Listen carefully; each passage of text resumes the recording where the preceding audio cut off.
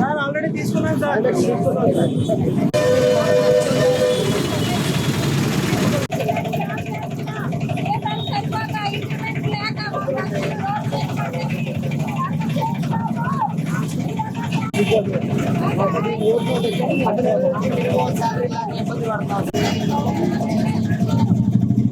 పదో తారీఖు వచ్చినా ఇంకా జీతాలు కూడా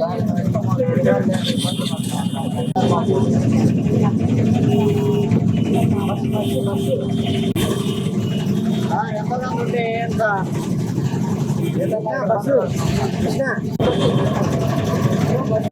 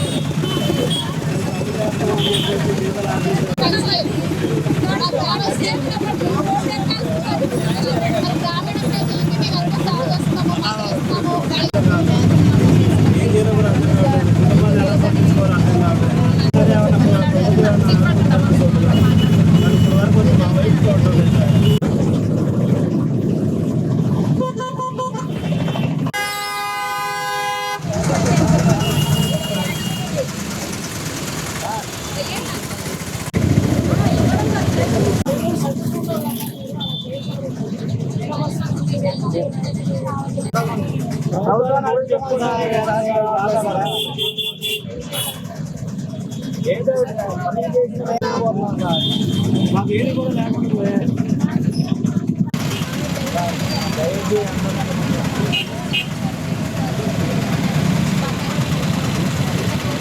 ఇస్తే మంచిదే కదా, పబ్లిక్ ఇంకా మంచిదే.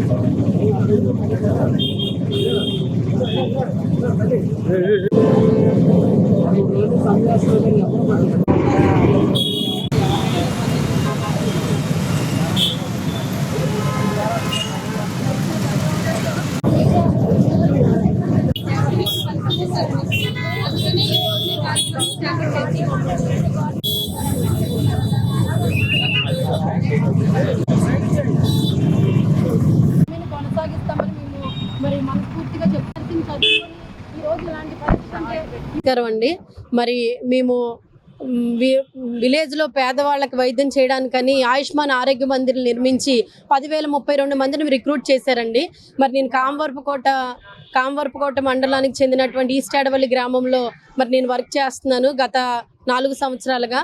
మరి 4 సంవత్సరాల నుంచి మా జీతం పెరుగుదల అనేదే లేదండి. మరి ఈ రోజుకి 15వ తారీఖు నుంచి మేము వర్క్స్ అన్ని ఆపడం, మరి ఎన్నోసార్లు మా యొక్క నిజంగా లీడర్స్ వెళ్ళి ప్రభుత్వానికి చెప్పినప్పటికి కూడా ఎటువంటి పట్టించుకునే పరిస్థితి లేదండి.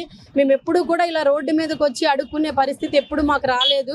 మరి ఈరోజు 13వ రోజు వరకు మేము ఈ సమ్మెలో భాగంగా ఉన్నాము. అయితే ఈ 13వ రోజున భిక్షాటన కార్యక్రమం రోడ్డు మీదకి నిజంగా మాకు ఎలాంటి పరిస్థితి వచ్చిందంటే అండి, మరి చాలని జీతాలు మరి 13 రోజులుగా సమ్మె చేస్తున్నప్పటికీ కూడా మరి గవర్నమెంట్ ఎటువంటి స్పందన అనేది ఇవ్వట్లేదండి.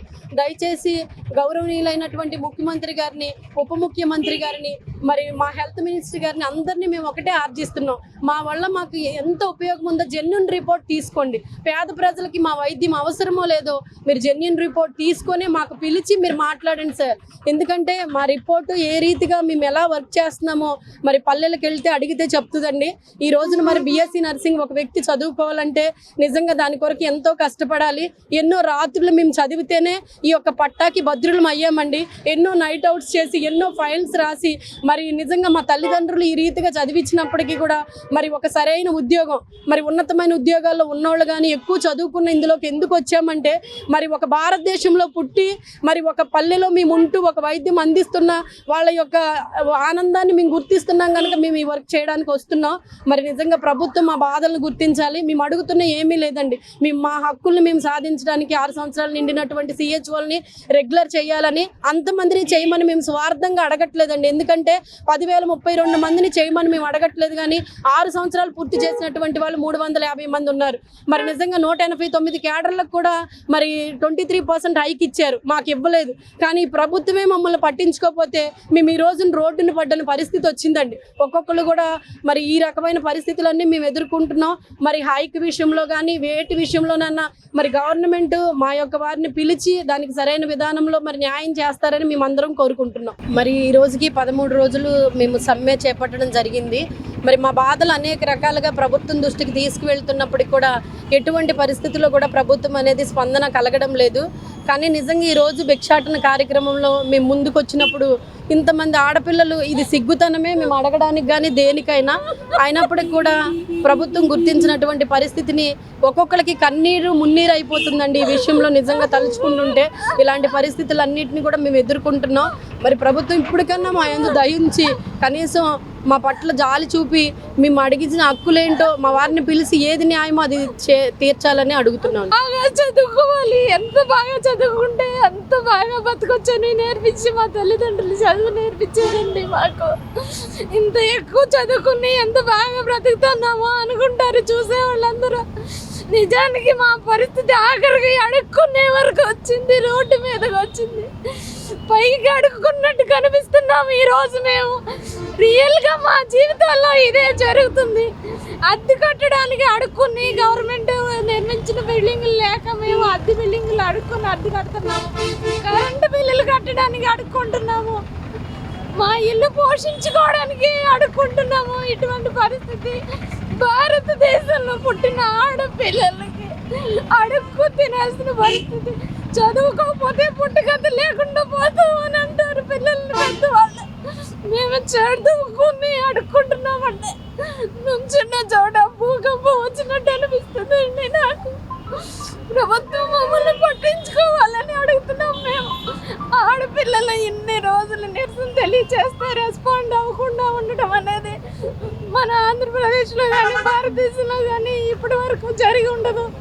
ఇలాగ మేము కామెడీగా చేయట్లేదు, కావాలని చేయట్లేదు. మా బాధ వ్యక్తపరచడానికి తెలియజేస్తున్నాం.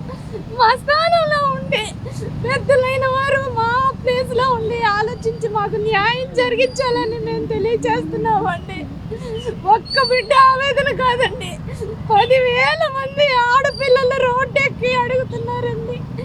అర్థం చేసుకుని మా బాధని మీరు మాకు న్యాయం చేయాలని, మేము అడిగిన డిమాండ్లు నెరవేర్చాలని మేము తెలియజేస్తున్నామండి. మన ఏలూరులో స్వీట్స్ సందడి. ఎన్నో స్వీట్ షాపులు వచ్చాయి. అందరి నోరూరించేలా రకరకాల స్వీట్స్ సరికొత్తగా నాణ్యతా ప్రమాణాలతో అతి తక్కువ ధరలకి మనకి ఇష్టమైన స్వీట్లు సరికొత్త రుచులతో అందిస్తున్న మన రెడ్డి స్వీట్స్ అండ్ బేకరీ. సామాన్యుడికి స్వీట్స్ తినే అవకాశం మన రెడ్డి స్వీట్స్ లోనే. ఇక విజయవాడకు వెళ్ళనవసరం లేదు. సారికి కావాల్సిన అరిసెలు, కజ్జికాయలు, గోరిమేటీలు, సున్నుండలు, బొబ్బట్లు, పూతరేకులు, చిలకలు, చలివిడి అతి తక్కువ రేట్లు మన రెడ్డి స్వీట్స్ లోనే లభించును. షుగర్ ఫ్రీ స్వీట్లు కూడా మన రెడ్డి స్వీట్స్ లోనే అందుబాటులో ఉన్నాయి. మన ఇళ్లలో జరిగే శుభకార్యాలకు స్వీట్లు, హాట్లు ఆర్డర్స్ పైన మన గుమ్మం ముంగిటే అందించడమే రెడ్డి స్వీట్స్ ప్రత్యేకత. అలాగే జెల్ కేకులు, కూల్ కేకులు, red velvet, chocolate, black forest, white forest కేకులు ఆర్డర్ చేసిన వెంటనే అందించబడును. మా address new municipal shopping complex, Chandana brothers ప్రక్కన మెయిన్ బజార్, ఏలూరు 1. మా ఫోన్ నెంబర్ 9985035554.